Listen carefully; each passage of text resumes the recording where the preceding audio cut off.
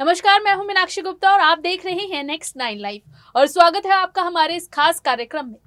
साल 2020 में बॉलीवुड एक्टर सुशांत सिंह राजपूत के निधन के बाद महाराष्ट्र में खूब उथल-पुथल मची, खूब राजनीतिक ड्रामा देखने को मिला।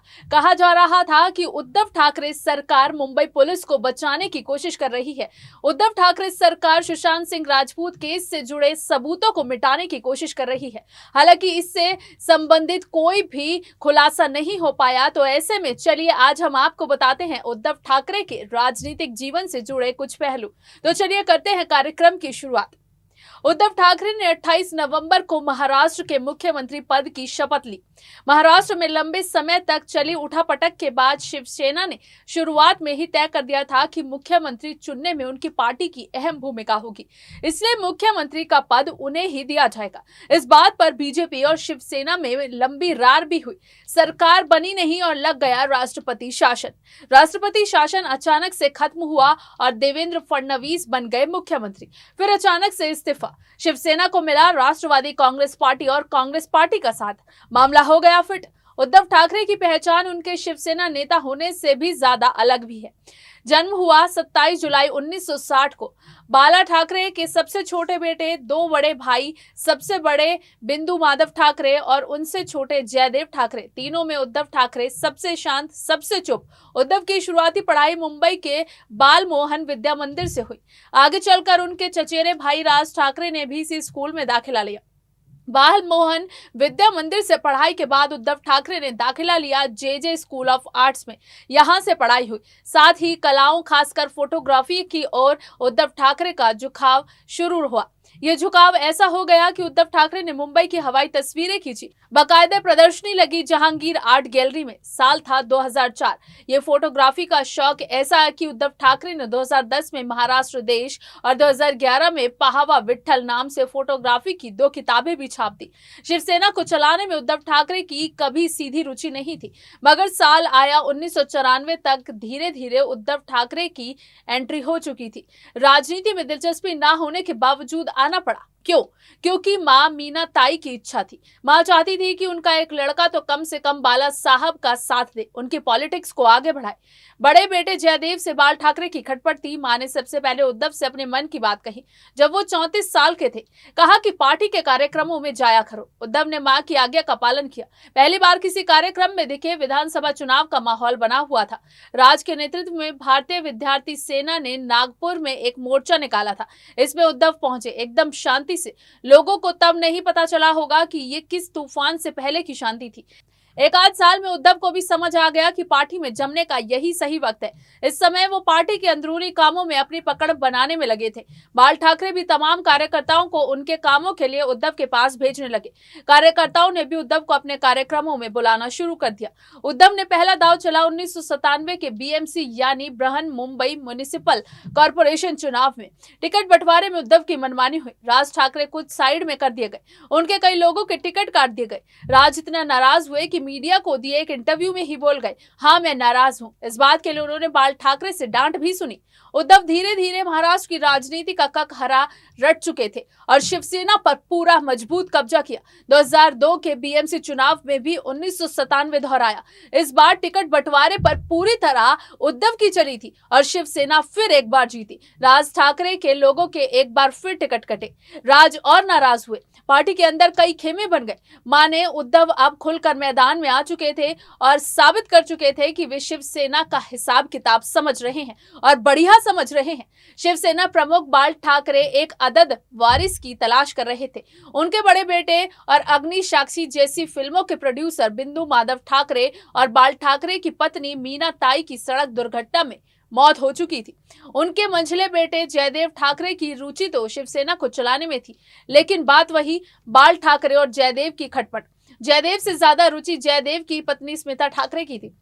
स्मिता शिवसेना से जुड़े कुछ निर्णय लेती थी, लेकिन मीनाताई की मौत के बाद उन्होंने ठाकरे परिवार के बंगले मातोश्री पर पकड़ बना ली। पहले माले पर स्मिता ठाकरे रहती थी तो दूसरे माले पर बाल ठाकरे, उद्धव ठाकरे और पूरा परिवार। इसके अलावा बाल ठाकरे के भाई श्रीकांत ठाकरे के बेटे राज ठाकरे भी तेवर वाले नेता थे। शिवसेना की छवि आक्रामक किस्म की थी और राज ठाकरे का टेम्परेचर बराबर का। वैसे ही तेजी और फुर्ती भाषणों में शिवसेना का एजेंडा मजबूत करते हुए मीडिया को बाल ठाकरे का उत्तराधिकारी दिखने लगा था। स्मिता ठाकरे और राज ठाकरे के अलावा एक और आदमी ने शिवसेना के कोर में भूमिका बनाई, नारायण राणे। शिवसेना के वरिष्ठ नेताओं में से एक 95 में बीजेपी शिवसेना गठबंधन के मुख्यमंत्री बने थे मनोहर जोशी, मगर मनोहर जोशी अपने दामाद के साथ प्रॉपर्टी के घोटाले में फंस गए। उनके फंसने की कहानी लंबी है, कभी और सुनिएगा। तो हुआ ये कि इससे पहले कोर्ट मनोहर जोशी के दामाद पर फैसला सुना था, उन्होंने इस्तीफा दे दिया। 99 में इनके इस्तीफे के बाद नए सीएम बने नारायण राणे। 8.5 महीनों तक मुख्यमंत्री रह चुके राणे बाल ठाकरे के पसंदीदा नेताओं में से एक थे।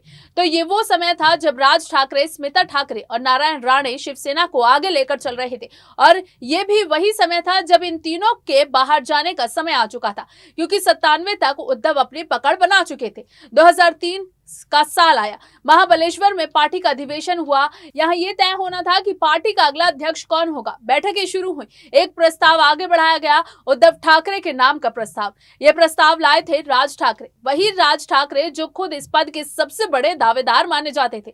जनता चौंक गई, ये कैसे हो गया, पर यह हुआ तो हुआ। उद्धव ठाकरे के नाम पर सर्वसम्मति से मोहर लग गई। उद्धव शिवसेना के कार्यकारी अध्यक्ष बन गए। बाद में एक इंटरव्यू में राज ने बोला भी था, यह मेरी जिंदगी का सबसे खराब फैसला था। अब उद्धव ठाकरे, नारायण राणे, स्मिता ठाकरे और राज ठाकरे से ऊपर जाकर निर्णय लेने लगे। कहा जाता है कि कार्यकारी अध्यक्ष बनने के पहले ही उद्धव ठाकरे ने राज ठाकरे और नारायण राणे को साइडलाइन करना शुरू कर दिया। नारायण राणे भी मुंह फुला के बैठ गए। वजह थी कि अब बाल ठाकरे से मिलना पहले जैसा नहीं रह गया था। उद्धव के चाहने पर ही बाल ठाकरे से मिल पाता था। इस बात से राणे समेत कई वो नेता नाराज थे जो पहले कभी भी मुंह उठाकर बाल ठाकरे से मिल लेते थे। राज ठाकरे नासिक और पुणे जैसे 2 बड़े शहरों में शिवसेना का काम देख रहे थे, वहां हो रही कार्रवाइयों के प्रति जवाबदेह थे। शिवसेना का नया नया हालचाल ले रहे उद्धव ठाकरे ने बिना राज ठाकरे को भरोसे में लिए नासिक और पुणे जैसे शहरों के नेताओं के साथ मीटिंग शुरू कर दी। राज ठाकरे को यह बात नागवार गुजरी, लेकिन चुप रह गए। अब आया साल 2004। स्मिता ठाकरे और जयदेव ठाकरे का तलाक हो गया, लेकिन स्मिता ने मातोश्री छोड़ने से इनकार कर दिया।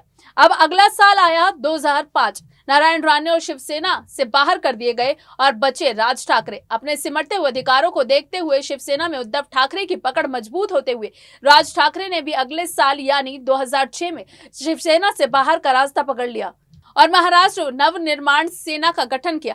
3 सालों के दरमियान शिवसेना के 3 पुराने स्तंभ खेल से बाहर हो गए और बच गए उद्धव ठाकरे। राज के जाने और तमाम चुनौतियों के बावजूद शिवसेना ने चुनाव जीत लिए। 2007 में हुए बीएमसी के चुनाव, उद्धव की फिर जय जय हो गई। सबको ऐसा लगने लगा कि राज ठाकरे खत्म हो जाएंगे, मगर 2008 में राज ने यूपी बिहारी बनाम मराठी का आंदोलन छेड़कर अपनी दुकान चला ली। 2009 के विधानसभा चुनाव में राज की पार्टी एमएनसी ने 13 सीटें जिता ली। शिवसेना ने अपने इतिहास का सबसे खराब प्रदर्शन किया, 45 सीटें आई। नेता विपक्ष का पद भी खो दिया। ये पद मिला बीजेपी को, जिसके हाथ शिवसेना से ज्यादा 1 सीट आई थी। तो कुल मिलाकर ये उद्धव का सबसे खराब पीरियड चल रहा था। उनके हार्ट का ऑपरेशन भी इसी दौर में हुआ। साल 2010 से 11 का समय शिवसेना सुप्रीमो बाल ठाकरे की तबीयत खराब रहने लगी थी। बाल ठाकरे उद्धव ठाकरे की बहुत उम्मीद देख रहे थे।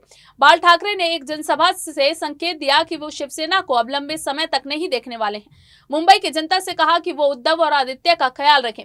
फिर 2012 में बाल ठाकरे भी नहीं रहे। लगा कि उद्धव के लिए अब आगे की राह आसान नहीं है, मगर 2013 का अंत आते आते देश मोदी में हो गया। उद्धव ने भी हवा का रुख भांप लिया। उन्होंने भी स्टैंड एंड सी की पॉलिसी अपनाई, बीजेपी के साथ दोस्ती के राग अलापे। 2014 के लोकसभा चुनाव में इसका फायदा भी मिला। शिवसेना अपने इतिहास में सबसे ज्यादा सीटें जीत कर आई, 19 सीटें। मगर नरेंद्र मोदी तो नरेंद्र मोदी हैं। उन्हें पता था कि उनकी ही हवा का असर है कि शिवसेना के हाथ 19 सीटें आई। फिर उद्धव ने 2018 में एक बड़ा शिफ्ट लिया। दिसंबर में चले गए और अयोध्या शिव सैनिकों की भीड़ के साथ उत्तर भारत से कई शिव सैनिक उनके साथ पहुंचे अयोध्या। कहा गया कि उद्धव अब एक राष्ट्रीय स्तर की नेतागिरी की तैयारी कर रहे हैं। साल 2019 आया, शिवसेना ने 5 सालों में एक राजनीतिक शिफ्ट लिया। अब बीजेपी से अलग किंग मेकर की भूमिका आई तो कहा कि किंग भी हमारा ही होगा। साथ में खांटी विरोधियों एनसीपी और कांग्रेस तक को मिला लिया। उद्धव ठाकरे सामना के एडिटर रहे हैं, लंबे समय तक शिवसेना के कार्यकारी अध्यक्ष रहे, फिर अध्यक्ष रहे, मगर इतने लंबे पॉलिटिकल करियर में एक भी चुनाव नहीं लड़े। पहली बार सीएम बने। इसके बाद शिवसेना से महाराष्ट्र को तीसरा सीएम मिला।